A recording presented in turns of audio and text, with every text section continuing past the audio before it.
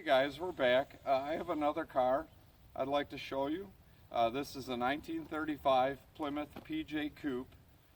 This is a very unique car. This car sat in a building in Southern California for roughly 40 years. It's a very solid car, very original car.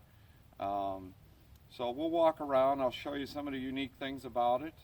And we recently did a video, you may have seen it, of a 47 Plymouth that I recovered from a property not far from here. It sat out for a number of years and it was severely rusted. Fortunately, there was a gentleman that needed some of the drivetrain parts on it, so he came up and bought it, and I was very happy he was able to use the parts off that car. So let's walk around. I'll show you some of the neat things that I like about this car. Okay, so in this car, a lot of people don't know, there's a hole right here in the grill. That was for a crank. There's two bolts. You could take this bumper off real fast and you can crank start the engine if you had to. There's many things I had to do to get this car back on the road again. This car sat for so many years. You could see on the oil filter, that was, I'm guessing, when they changed the oil. Now I had to do brakes on this thing. It did not run when I bought it. Obviously, there was no brakes. This master cylinder is brand new on the inside. They sleeved it. I used white post restorations for that. The generator is 12 volt now. It's all rebuilt. I had to rebuild the engine, but I wanted to keep this thing looking original, as if nobody had done anything to it. It was really hard to do it that way. So there was many nights and weekends to get this car roadworthy again. Obviously, it has new front tires on it. The fenders, I was lucky enough to find a gentleman in Oregon State that had a set of original paint fenders. The hard part was shipping them back here. They're very large when they're off the car. So the headlights have been converted to halogens. I used the original buckets in the glass, but the bulb in there is a halogen. It's a conversion kit I got from Speedway Motors.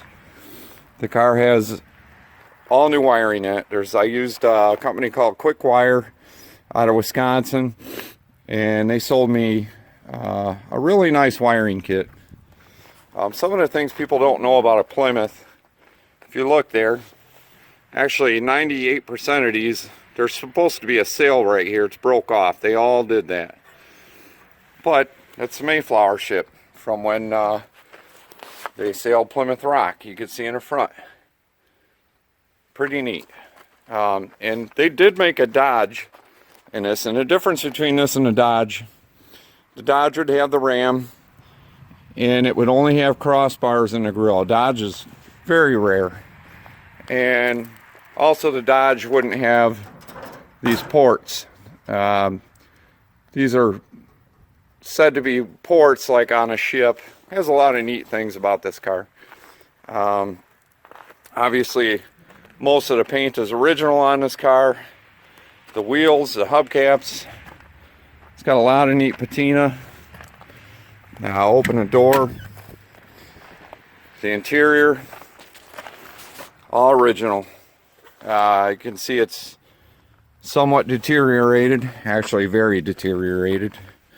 I had found a turn signal switch, and the gauges, they're still 6 volt. The speedometer works. The gauges don't work. I had to put a new headlight switch in. I modified and put a new ignition switch in there. There's the window crank. The windshield does roll out. A lot of people don't notice, but the old cars, this is your starter button. Push that in with your foot. That's how you start it. It's got a hand parking brake. Shifter knob was gone. I put a old bathroom doorknob shifter on there. I thought it was pretty cool.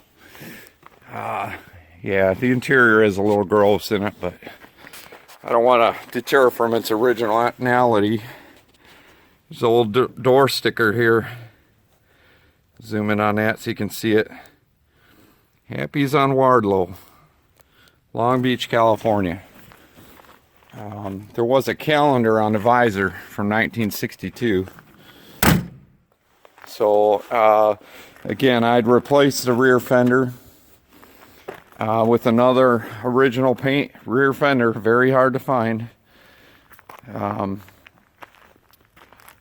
the license plate when I bought this car is registered to this car, and I just kept it on there. In Illinois, if you buy an antique vehicle plate, you can run an old plate on the car as long as you have the Illinois registration and the Illinois plate in the car. This here is not original. I made that at work. We have a Plas table and CAD programs and stuff at work. So I put that bolted in right where the original spare tire was. I was able to find a right side tail light pedestal. Very hard to find again. And if you notice, I'm going to walk back around. With these cars, the door's locked. There's no door lock here. Go around the other side. I do have the lock, but it's not in there. The reason is, in the old days, back in 35, you got out on the curb side, both driver and passenger. So one of the other things I had to do, obviously, to get this car running, new gas tank. The old one was in bad shape. Brakes all the way around. We got it running, and it smoked really bad. I pulled the head off. There was actually a hole in one of the pistons. So, yeah, there was just a ton of work. I can't even remember everything we had to do, but it was a lot. The radiator had to be rebuilt. They record it. We used the original top and bottom tank. New radiator hoses, the bottom hoses, everything. A lot of these parts you can get from Andy Birnbaum Auto, and also Mopar Parts Pro. Michael Warshaw is his name. Them guys are very knowledgeable about these old cars. Again, the parts are extremely hard to find for these. Fords were always popular. The parts are readily available. When you go to Plymouth or Dodge, very hard to find parts for these cars. They just weren't popular until recent years, and unfortunately a lot of these were crushed, and it's just really hard, and the parts are pretty scarce. I also had to rebuild, if you look under here, the cross member. The radiator had leaked in this car, and it rotted out the cross member and the bottom of the core support. So that's all rebuilt. I had the whole front end off the car. Pretty neat car. One of the other things I find is very interesting, get up and look at the sticker here. 40 years, Southern California, AAA. Now, I'm 45 years old. I mean, for one person to own this car and be in a AAA club for 40 years, I mean, that's almost as long as I've been alive for. I mean, that's pretty unique by itself. Okay, before we take this car for a ride, I get a lot of questions about the trunk. Is it a rumble seat coupe? Can you sit back there? No, this car is a businessman's coupe. Rumble seat coupe, usually you could tell there'd be a step right here on the fender. The right rear fender would have a step on a rubber. Looks like a little round rubber block. Trunk opens up. Like that. A lot of room in this trunk. It goes way up in there. Now they call it a businessman's coupe because in the old days, before we had internet and catalogs and whatever, salesmen would go around with vacuum cleaners, blenders, whatever they had. And they'd need all this room back here to haul stuff around. Pretty neat. This is kind of, if you're building a street rod, this is really what you want. You don't really, well, it all depends on what a person wants, but for me, I wouldn't want a rumble seat coupe, even though I think they're kind of unique and neat by themselves, but come around the front here, something else I wanted to point out, that this car is not clear coated. This is real rust, and this is lacquer paint on this car. There was about 10 hours of buffing that went into this car, maybe longer, and this is its natural shine. Lacquer paint does shine. I want to show this grill shell. This grill was smashed. When they hit the fender was smashed in. It pushed the inner fender in and it bent this grill shell and kinked it. You could see where I straightened the trim. I took this grill shell to Tin Man's Garage in Sycamore, Illinois, and they straightened it out, and you can hardly tell anything happened to it other than the paint is chipped off. They did an excellent job. If you have something rare, you can't replace it, I highly recommend them guys. They're artists in their field. So, okay. Turn the key on. Pull the choke.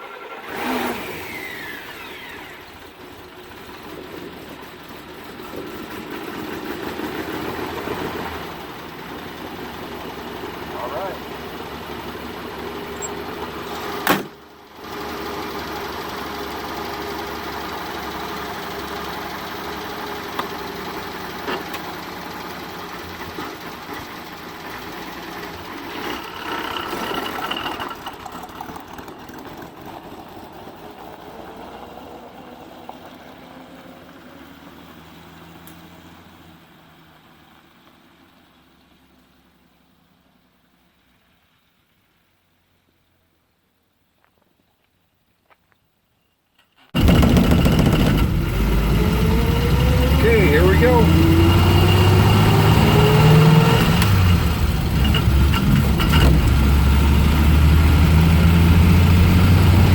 It's Thanksgiving weekend in November. It's very cold here in Illinois. It's probably, what is it, 28 degrees? So it's a little cold. But I'll show you. The window crank's open. Makes it kind of neat. In the summertime, that makes a huge difference. But you better wear glasses. I did get a bug in the eye one time.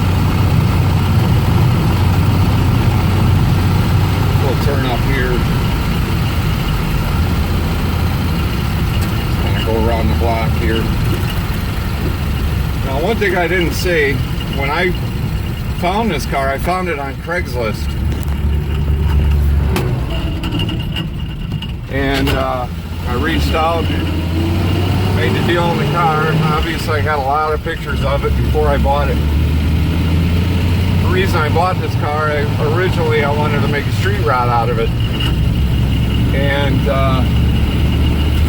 when I got it home, I felt it was so unique in its original form that I decided it would be a shame to take it apart and build a hot rod with it. So for now, I'm going to leave it the way it is and enjoy it. And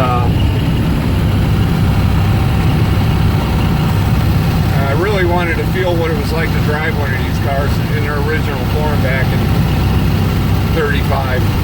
And sometime I might get sick of it the way it is right now, but my initial thought right now is if I do, something happens to the engine, I've got a 360 Mopar engine I'll put in it. I'd like to have a newer, modern drivetrain in it and just keep the body the way it is. It's kind of my thought right now. I like the patina on it. It's original. And it took a lot of years to get the car to look this way. So I think right now I'm just going to enjoy it the way it is. And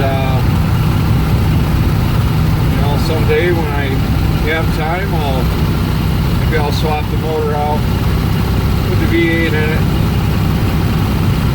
and make it where it'll go down the road a little bit quicker. Right now it does about 45 miles per hour comfortably. This is nothing you're going to get on the interstate with. Back when this car was built, you got to remember, it was dirt roads, or you stayed in town with them. They didn't have interstates back in 35. And the cars back then all rolled about the same speed. Right now you get on the interstate, you're going to get run over with this. So we just kind of cruise the back roads.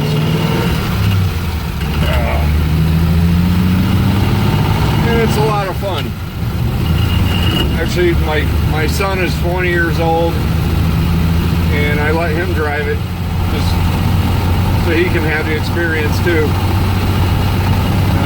I have another car that's modern. I got a 67 Barracuda fastback with a big block in it, and that car will run, and that's a lot of fun too. But this car is fun on a different scale. I have a lot of fun driving this car. It's probably one of my favorite cars. It sure does get a lot of looks.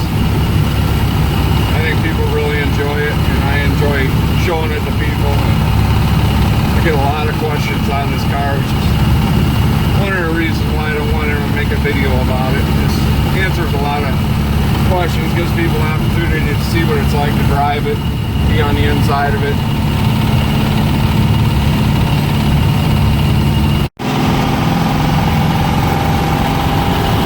Right now we're doing about 55. You can hear the engines screaming. So I don't like to push it that hard.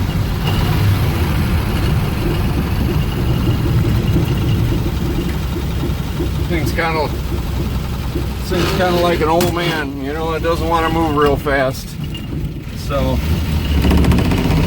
you don't want to force it. You just want to take it easy. Just enjoy the car.